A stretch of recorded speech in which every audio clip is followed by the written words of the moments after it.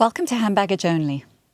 In this episode, we're speaking about the experience of being in hospital and the importance of friendships.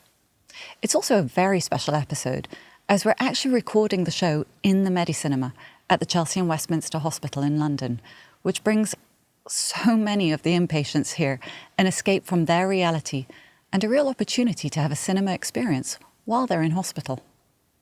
Medicinema has a real impact on building friendships and conversations between the patients, as I'm sure my guest, David Gant, will show. David is a stage and screen actor and fashion model, and I'm very grateful he's made the time to come and speak to me about his experience. David, thank you so much for joining me today. It's a pleasure. It's wonderful to have you here in Medicinema, Yes. and we're obviously going to talk a bit more about why this place is so Yes. important to you. But before we do, can you just share with me a little bit more about your background? Obviously, this podcast is about friendships. Yes. I'm very interested in your social life, you know, what you were like growing up. It won't take that long. Well, for a start, I was born in Scotland. I was born in a town called Falkirk, which is between Glasgow and Edinburgh. And I was brought up in a small village called Carnshaw. Now, Carnshaw never gets mentioned, so I'm going to mention it again. Carnshaw. And it's on the River Carron by the shore. And I was brought up there, and of course as youngsters we had a lot of friendships, and guys and girls were playing football and things. And we were very close to a coal mine, coal pits, in the central belt of Scotland. And every so often a steam train would come through the village and skirt the village here, the football pitch here, in Carnshaw. And as youngsters, we would run alongside the steam train with all the coal things and shouting and screaming and waving up at the driver, whatever you call it, operating the steam engine. And we thought this was wonderful. And then we would then go to the rubbish dump. We used to, which they call a cowp in Scotland. And we would rake the rubbish dump for stuff to take back to our mothers. And you could imagine their faces. They must have been thrilled. Oh, absolutely thrilled. But we had time just rummaging around in rubbish. I mean, nowadays that would not be allowed. But we loved it. And we had scrapes and things. And then I went into the Cubs. So you had the friendships in the Cubs and things. And the normal progression from the Cubs is into the Boy Scouts. But my father, when he was my age, a youngster, he was in the Boys Brigade. So I had to go to the Boys Brigade, into the BB. So I did. And at the end of my time in the Boys Brigade, I had my Queen's badge, which I still have. And I still have my Boys Brigade uniform, the little pillbox hat and the, sash that comes down here, and the belt. I still have that. And then after BB, of course, in school you have pals and things. And then I left school at 15. I went into a job for 6 months in a timber yard, and then I walked into a bank with mother in tow. Mother always came when you went for a job, at least for me, and she would just stand at the back. And the manager, what is it? I said, I would like a job. And they gave me a job. And I had the TSB, and I was in TSB for, I think, 13, 14 years. But I always wanted to act. But in those days, you didn't become an actor from a little village called Carnshaw. But I was determined you would, and I would. And after about, I think, 13, 14 years in banking, I applied to drama school. And I got in. Where was the drama school? The Royal Scottish Academy of Music and Drama in Glasgow, which is now called the Royal Conservatoire, very posh. And when I finished my second interview, and they say to me, how you feel you're older than all the other people, how you feel in my 30s, how you feel being taught by someone younger than you. I said, well, as long as you know what you're talking about, I will absorb and I will ask you and whatever, and see what you get from me, financially.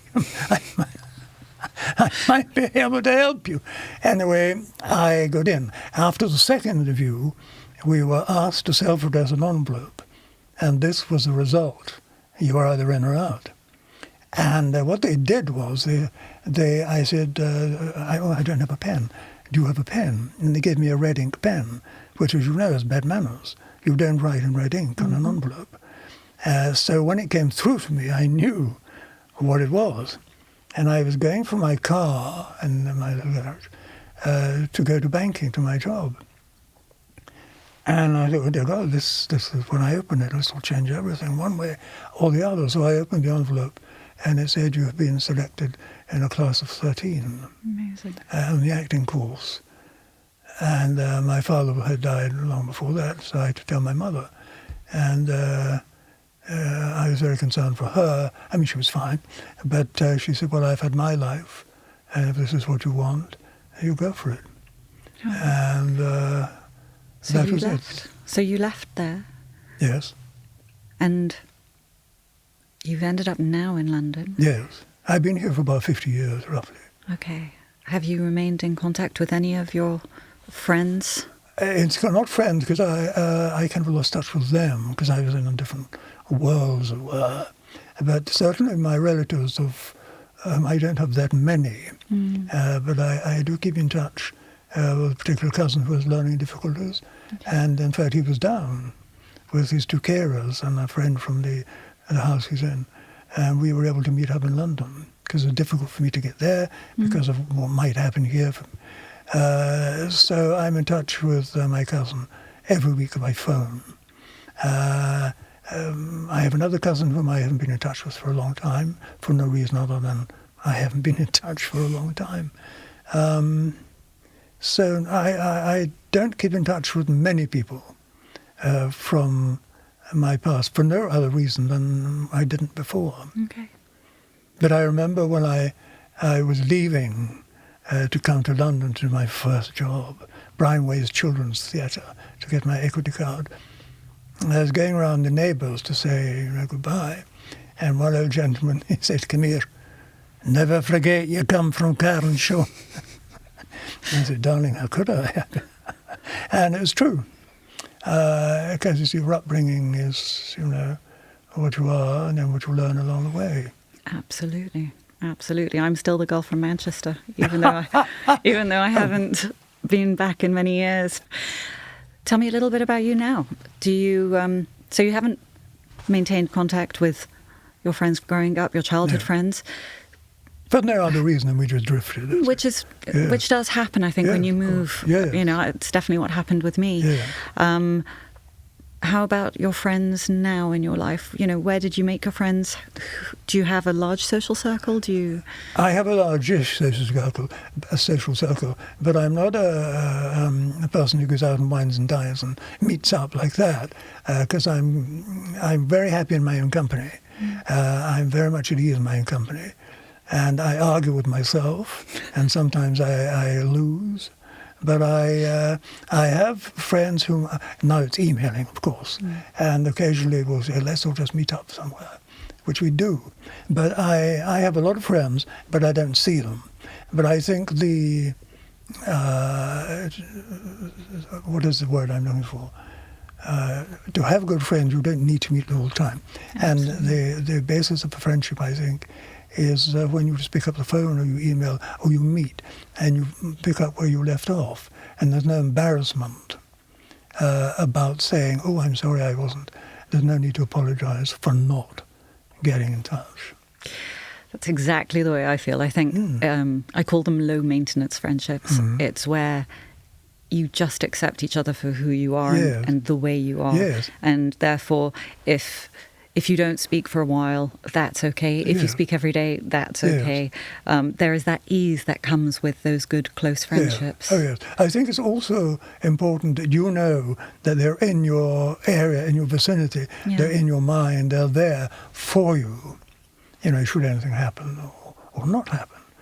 Okay, so that brings us very nicely on to what happened to you a few years ago. Oh, yes. We are sitting in Chelsea and Westminster Hospital, where you had an inpatient stay for about 3 months. Okay, so tell me a little bit about what happened. What happened? Yeah. Well, it happened on the 25th of August, 2017. at 3:30 in the morning. I woke up at 3:30 in the morning with a most hellish pain in my back, and at that moment my life changed forever. I knew it wasn't a normal sore back, so I got up and I hobbled up to Charing Cross Hospital to see the doctor on call, and he tested me and gave me painkillers which contained codeine. And they didn't do any good. So I went to my own doctor, of course, and he gave me painkillers. But I knew it was not just a sore back. And time went on. It came to the 7th of October, 2017. And up until that point, I had been staggering around like a drunk man. And I was getting shivers running up and down the inside of my legs. And I was being very wobbly. I would hold on to things. I at one point sat on someone's doorstep because I couldn't continue walking. And on the 7th of October, the life went from my legs, and I collapsed on the floor, crawling on my hands and knees. And I was just there. I couldn't do a thing. And the pain was like a sledgehammer thudding into my back repeatedly. It wouldn't stop. And I looked around, and I thought I was going to die, because I had never experienced this in my life. I had never been ill in my life. And this continued, and I thought, well, if this is it, just whoever it is, take me. I don't want to live. I wanted to die, if this is what it was going to be like. And I saw a white light. Not the white light that you hear people talk of. I saw a little white light up here, like a small star. Now, you could have been anything. The state of mind I was in and everything. But I saw something. I saw a white light. And I thought, my God. And in a second or two, everything was clear that this is it. I will go now. I will go in a few seconds. I will die. But I didn't die. And I managed to crawl back to my bed and into my bed and fell asleep. And I woke up the next morning, still the same pain. And I dialed 999, and the lady was heaven sent. And she says, "What is it, sir?" I said, "Well, I think I'm going to die. I can't walk at all. I have this hellish pain in my back, and I don't know what's happening to me." So within 10 minutes, the ambulance came. She said, "Can you open the door for them?" I said, "I can't stand up, no." But I did, with a lot of cursing and swearing. I did. And they came in and they said, "Can you walk down the stairs, David?" I said, "No." So I arm around the shoulder, and the ambulance was there, and all my neighbours had come out to see, "David, what is wrong? What is wrong? Where are you going?" So they tell the Chelsea and Westminster Hospital. And I came into the hospital, and they gave me a lot of tests, and they discovered I had an infection in the base of my spine. And I went up to my ward. I'd been in 3 wards. The most time I was here in Renson Milne, which is near the cinema. And I lay on my back for, I think, 12 to 15 days. I couldn't do a thing. They had to do everything for me. I was fed like a child, toilet, everything was done for me. And because I worked out 6 days a week at the gym before, I had muscle and definition for a man of my age. That went within 14, 15 days. And I became very skeletal, and I lost a lot of weight, down to about 10 stone. And that continued for a while until I started to get some strength and not recuperation, but I couldn't sit and I couldn't stand. I couldn't sit because of the awful pain. I couldn't stand. I simply had to lie in my bed. But I was aware of what was happening. And I felt when people were talking to me, I had to digest what they were saying and think what I was saying back to them. I couldn't do it faster. So this is all part of the being unwell. That lasted a long time. And I was on very heavy painkillers, dosage painkillers. And I was also given morphine. a syringe down my throat. And I liked the morphine. I said, I found my dessert after the main course. Can I have morphine, David? It's addictive. I said, I know, but I want it. They said, no, it's locked up. I said, I know, but I want it. And when you have the morphine, you don't feel a thing, of course. But of course, I didn't get it. And Dr. Sharma and his team were wonderful, and the nurse and staff. They came round to see me, and I remember one day he came round and said, David, how are you? And my one word was optimistic. But you must ask me later on, what was the point at home that I found, this is it, I'm really getting better? Ask me later on. Okay. And it's only 2 words. You will laugh, you will laugh. Okay. But in hospital, yes, and they said, I had, of course, bed baths. I said, what's your ambition, David? To go to the toilet on my own. Yeah, Go in a wheelchair. And I've been there. anyway. I know what that's like. I've had my own stints in and out of hospital over the years. I always found it an incredibly isolating experience. Oh, it is, yes. I think I had a period of my life where I was in and out of hospital for months. And I always found, probably at the very beginning of my hospital stays, there was that relief of, I didn't want anyone around me. It was just like, everyone just leave me alone. I just want to sleep. I just want to feel better. Oh, yes. Leave me alone. Yes. But then after prolonged periods of time, Yes. I used to crave people. I used to crave connection. I don't know if it was about wanting normality. I think it is. Right? There's that sense of, I want to be able to have a conversation which isn't about health. Yes. Right? It is. There was one time I felt isolated. Everything you say is absolutely true. And I felt the whole thing was a mistake. I shouldn't be here. Lines had been crossed somewhere. And that a car would come and pick me up and take me home and say, oh, we're sorry, David. Sort of big mistake. But no car came. Yeah. And you're there. And I to have conversation, I would have conversation with myself. The question I have, therefore, is, for me, I didn't have a lot of visitors in hospital when I was in and out of hospital, because for me it was an interesting one. I would go in and out for 4 days at a time, go in for 4, out for 3, in for 4, out for 3, and this went on for a few months. So people didn't have the opportunity to visit me, and they didn't have the opportunity to visit me at home. So I went for months without seeing anyone, and I missed my friends. I missed, as I said, that normality, and also getting back into life after those prolonged periods.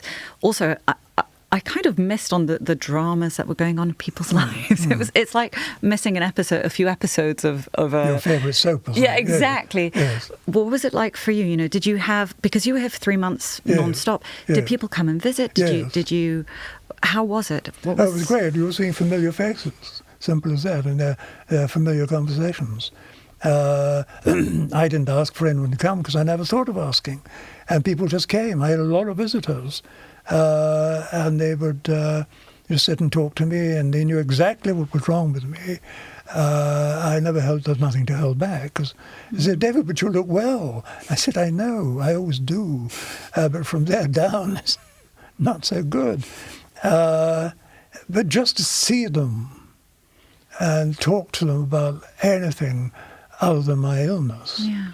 And I remember asking one of the male nurses in Rennes-Merlin, I said, can I ask you a serious question? Yes, David.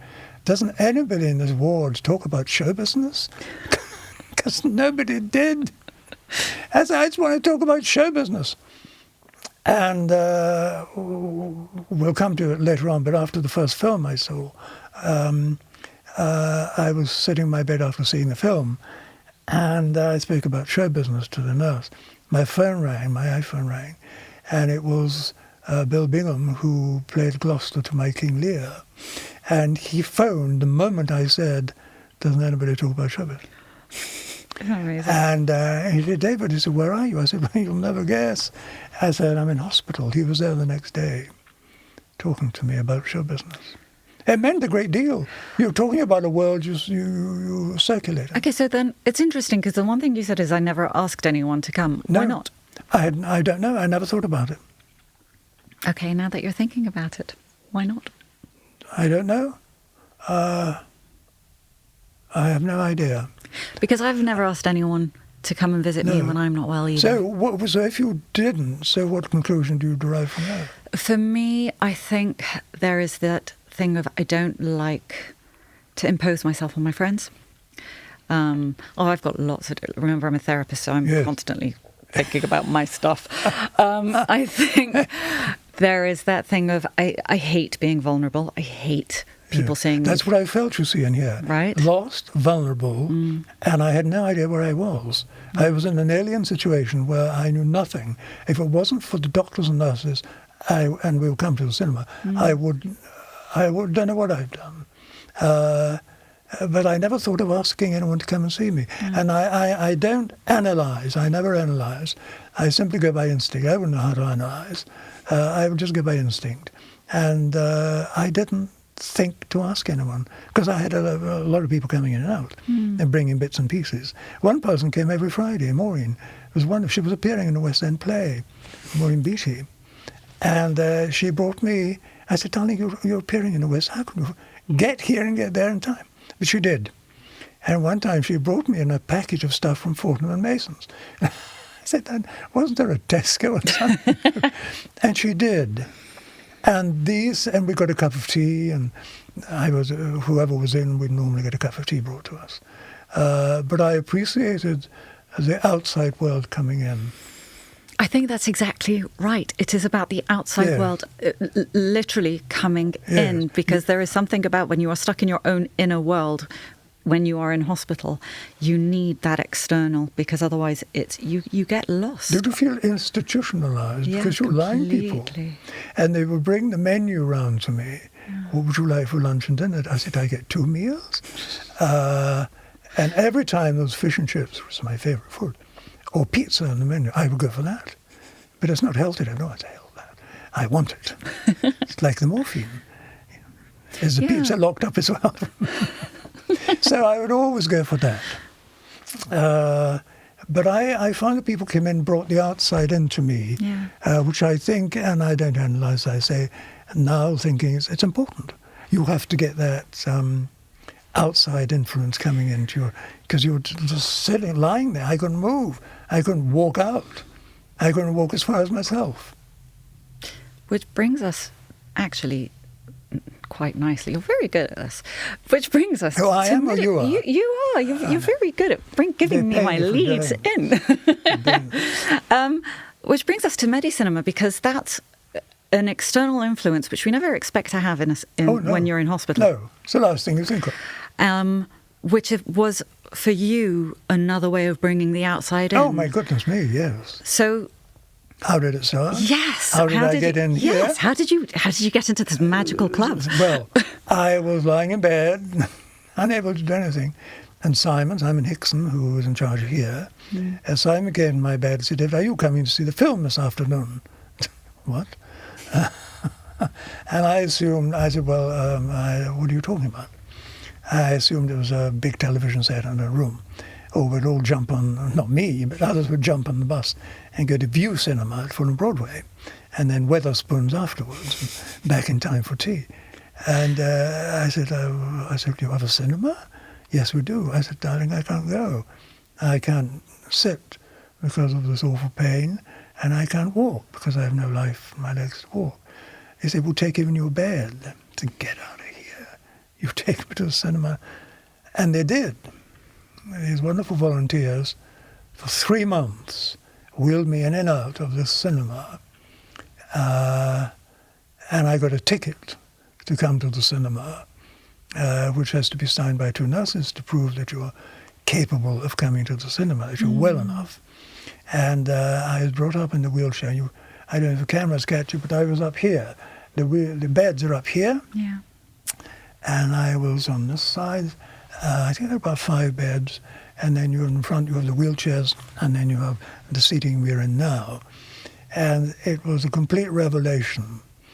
I was wheeled in, and I was suddenly wheeled into the life I knew, as opposed to the life I didn't know in my ward. And that's not just because you're an actor. Oh, that's no.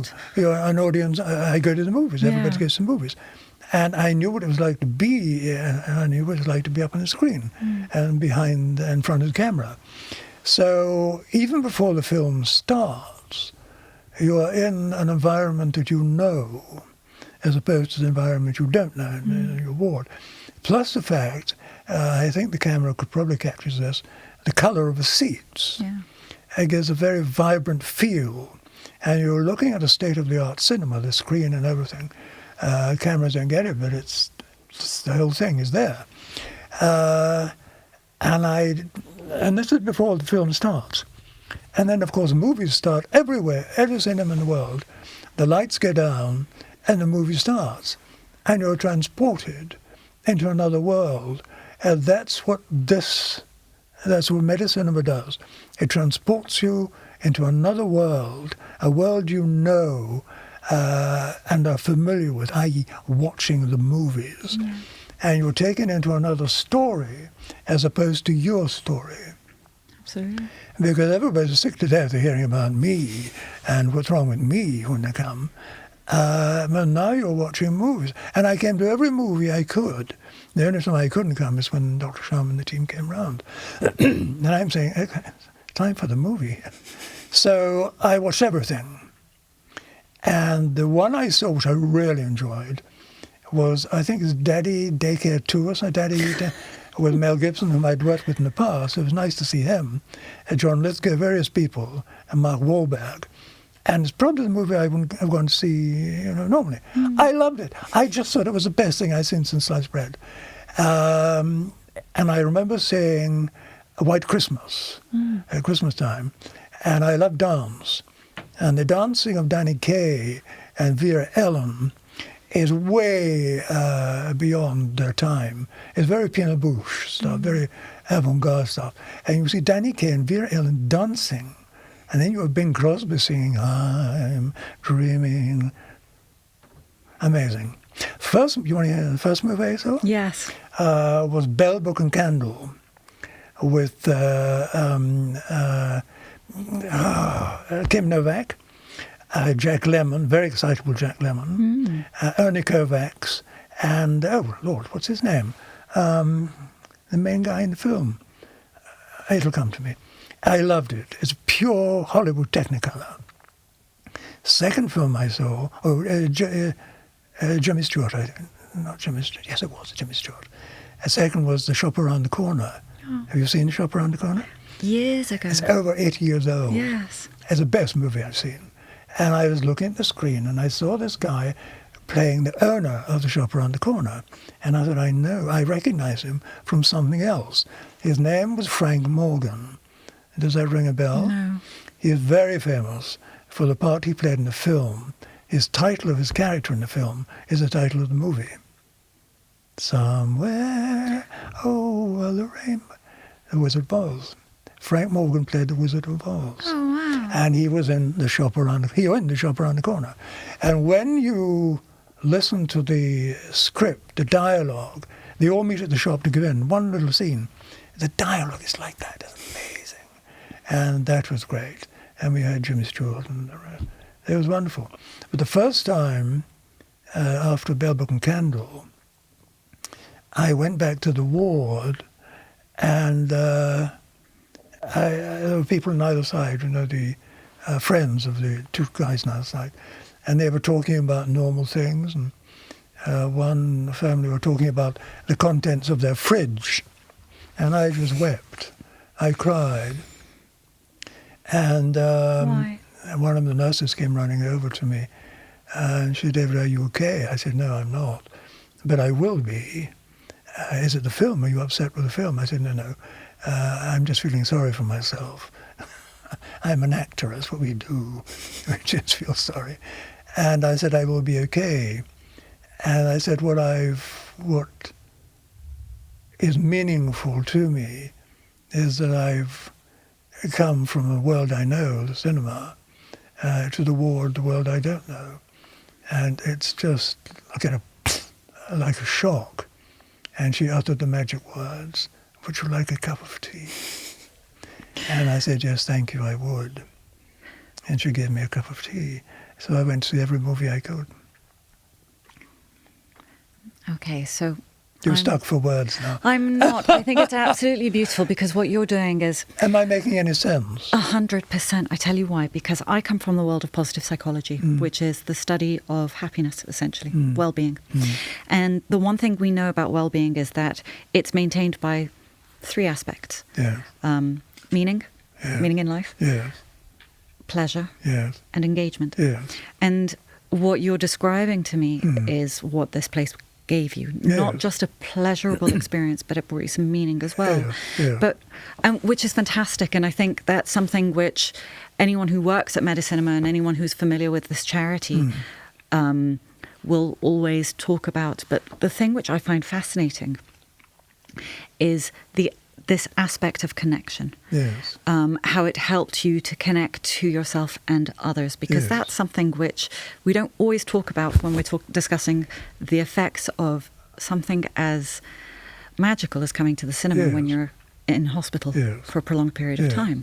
And I think that's something that I'm interested in with regards to you and your story connected to this, to Well, Medis not Cinema. only you're connected to the people on the screen as well, Yeah. because you go with their story. Absolutely. And interestingly enough, whenever I came to the movies, which was a lot, I felt no pain. It's well named Medis Cinema, because I felt no pain. Now, whether the other people around me helped them in their way, I don't know. But there was one guy next to me, one occasion, we were watching Star Wars. I never understood it, because I'd missed out some of the other films. And he was a scriptwriter. I said, well, you did the critique on the script, and I do it on the... And I look at the part, why am I not playing that? So we did, at the end of the movie. And you gain little friendships, like that. And it gets the adrenaline going. Am I going off on a different tack here? No, it's not. It's actually what Which helps you recover. But yes, but also, which taps into exactly where I was going. There is that connection, that ability to sit down and talk to somebody about something other than your pain, Yes. your treatment, Yes. your illness. Being able to sit down and talk to someone and make friends Yes. With them. And albeit it's very fleeting sometimes, because it's very transient, they come and go, and it's the war, and I was there for the length of time. But you make kind of instant friends, because you're both there, not to say anything wrong with you, but you're there because of something not right, and has to be helped along the road. But you share this common experience Yes, of coming to the cinema. precisely. And it's a bit like when you sit down with a friend and you say, what are you watching at the moment? Yes. Have you seen this on, Yes.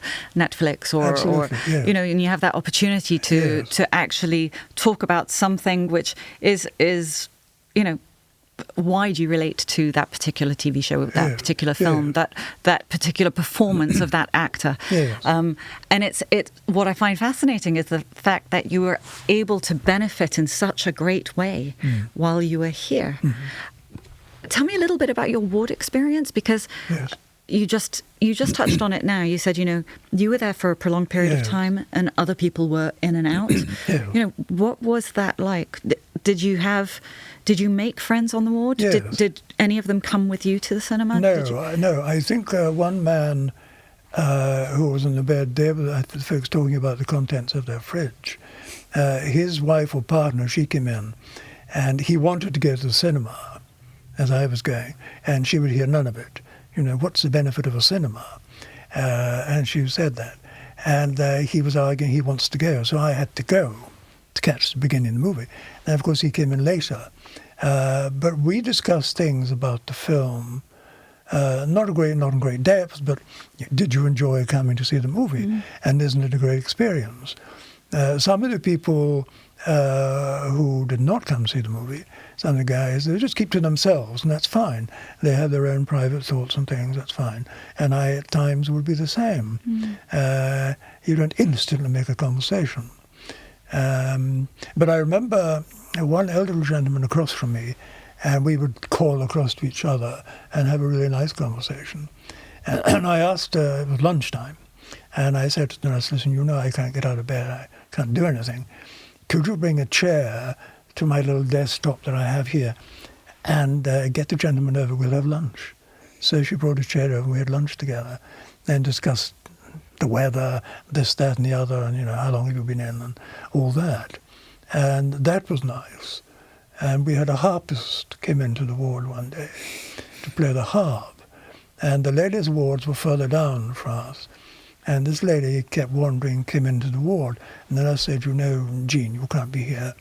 And I said to her, why did you bring her a chair and just sit by the entrance there with me and my bed and listen to the harp player? And she did. And I said, you'll be my guest.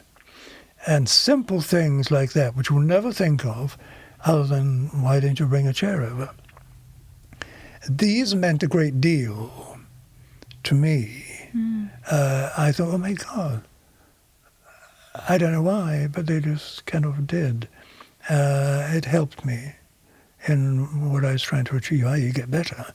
Simple things like that. Yeah, but it's exactly what I guess that's what I'm trying to glean from you, and to show is that the importance of friendship when at a time when you are unwell, going through something difficult, and friendship comes in so many different forms, and the connection that we have, they don't need to be deep-seated connections. They can be something fleeting over something as simple as we've shared an experience of listening to harp music, or we've shared an experience of going and watching a particular film together.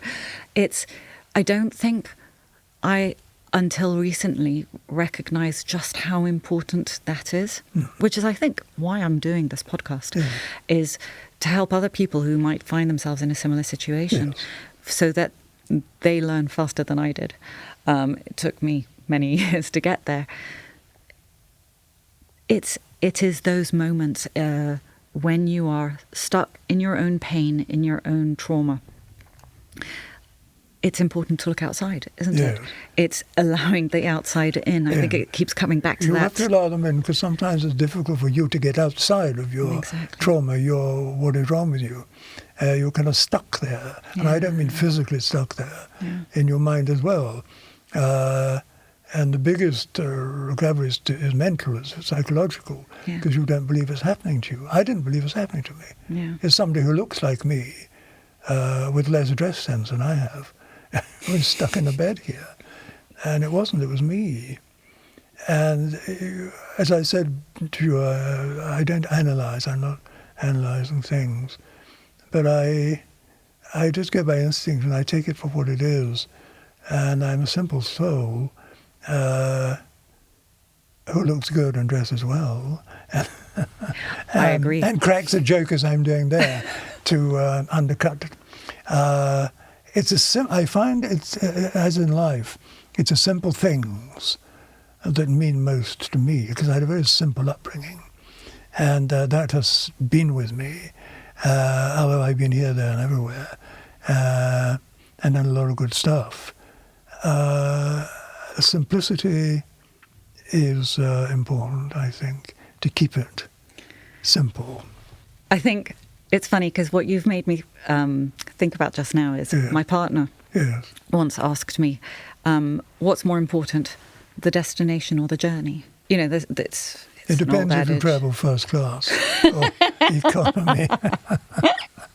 You're right. If you travel first class, it's the journey. Well, most people always say, it's always about the journey, isn't it? Know. In the way that I always do, I'm like, oh, of course it's about the journey. It's what you learn on the journey. And he turned around to me, he's like, no, darling. No, darling. It's about the company. I remember when I was discharged, I would come see Dr. Sharma every 6 months until COVID came along and then all that. And one of the times I came, I wore the kilt.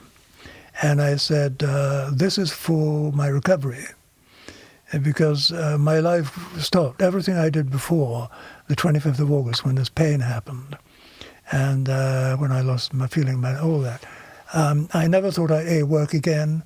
I never thought I'd sit in a wheelchair the rest of my life. Everything was bleak. And the one thing I wanted to do was wear my kilt. And I have two. And I said, one day I will wear it. And I wore it to come and see him, and says, this is for my recovery. And another time I went, he said, "David, how are you?" I said, "I'm fine. I have two things to say, which are very important. One is I feel calm, and the second is, which is most important, I can now walk up 2 steps at a time."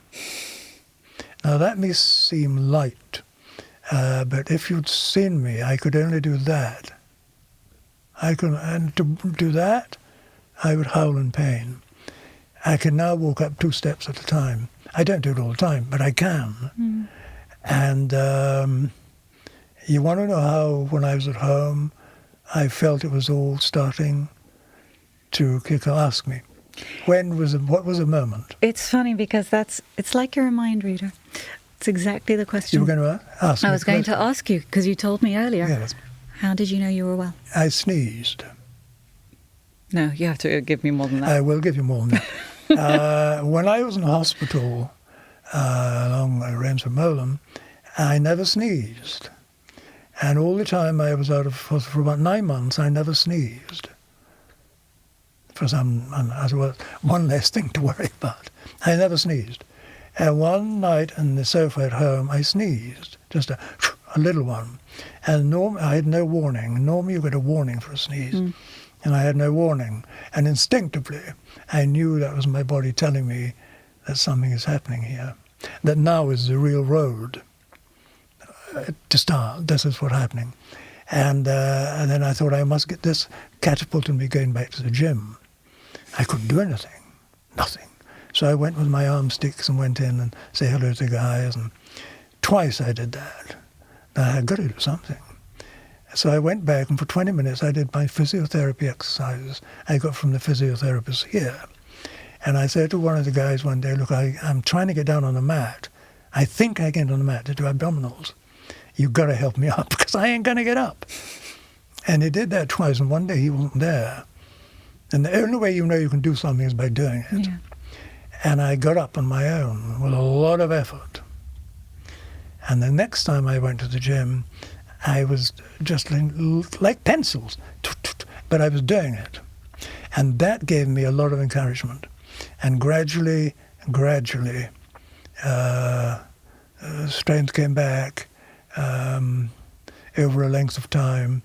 And one neighbor, when I used to go for my morning paper, when I couldn't walk very well, it would take me 5 minutes normally. Going for my morning paper was 30 minutes. And I have designated places I could sit, like in a bus shelter outside the local co-op where I got my paper, and a couple of bollards I would sit on. And one day I tried it without my sticks, hanging onto whatever I could. And one of my neighbors shouted out her window, "Well done, David!" And then you progress. I had no plan. I just went with what my body told me. And here I am sitting here. I never thought I'd sit here. I never thought, I don't know what I thought, if I'm honest. I had no plan to get better. Of course I wanted to get better. I wanted to get back into films and television and modelling and voice work, which I love. And now, 6 years on, you're an ambassador for Medicinema. I am, yes. Why? Well, first of all, they asked me to be one, and I said yes 100%, because I know it works, and I will do everything I can to promote it. Whatever they want me to do, I will do it. It's the answer. It's not named Medis Cinema, as I keep saying, for nothing. Yeah. You have what medicine can give the patient, yeah. And you have what films can give the patient. And if you marry the two together, you have Medicinema. You have, for me, the answer. What you get can be cinemas, anticipation, enjoyment, laughter, and this balances what you get from the medical side, which is, they are both important. Absolutely. And I think they should build more cinemas and hospitals. No, I agree. They should, because it is the answer. And it's only until you've experienced it that you realize. I mean, when I came in to Chelsea and Westminster, first of all, I had no idea there was a hospital, a cinema in the hospital. And we're sitting in the cinema I came to, sitting up there lying on my bed. I I'm going to ask you one last Yes. question, if you don't mind. Yes. What do you think has been your greatest learning from the whole experience? As I said, bearing in mind that for me, I'm coming from an aspect of what is social support? Who are the people around you that you surround yourself with? How important are people in our recovery, in our for our support network, whether be it physical support, mental support, emotional support? You know, considering your whole hospital experience, Yes. what was your greatest learning from it? Humility, I think. The true answer is I don't know. I don't know if I'm a better person or worse, but I have no idea. I simply have no idea. The thing I didn't believe it happened, as I said, but it did. I don't know. That's my honest answer. I don't know. Certainly what you've spoken about, friends and people coming to see me, that is all so important. And knowing they're there, which is even more important. Because I can very well get on my own, I'm fine. But just to have them there, coming in, or to know that they're now for me, I don't know. The answer is I don't know. Tell me your question again. It's funny because I think you did answer it. Did I? Yeah, it sounded like you answered it more than you realised.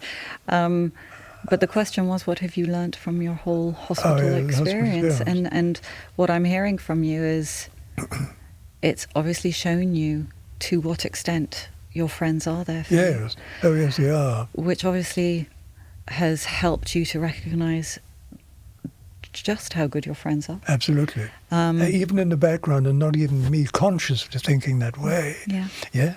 Yeah. Yes, I never thought of that, but yes. I think that's lovely. The fact that you use humility as the word to describe it, having your friends be there for you in your darkest hour is a humbling experience. Yes. That I can vouch for that. I've been there as well. Yes. And it's beautiful. My guess is that you've obviously invested in those friendships. Yes. Because it doesn't come from nowhere. No, they're stronger, even since I've been in hospital. That's also very interesting. Yes. Knowing what I've gone through. Yeah, the fact because they invariably say, "How are you, David? How are you feeling?" I said, "I'm good. I'm fine." Yes. Again. How are you? Again, the fact that you allow your friends to have seen you at your most vulnerable. Oh yes, they knew exactly when they came in. They didn't need to ask what was wrong. They knew why I was in hospital. And that's deepened your friendships? Yes. Beautiful. Yes. I never think of it that way, but it did, yes, I'm sure. Because I don't analyze, I have no idea. Yes. I had friend from Australia to the ward up here. Amazing. And friend very close to the hospital would just pop in and see me. And I said, "Listen, Linda, I'm going to say this to you once. Hopefully I will never have to say it again. If you just move my Zimmer frame and sit down, we can have a chat, for God's sake, about show business." And yes. But talking to you has made me think about my friends and the friendship, which you kind of take these things for granted, don't you? No. But no, yes. I mean, I won't be in touch with any of them, of course.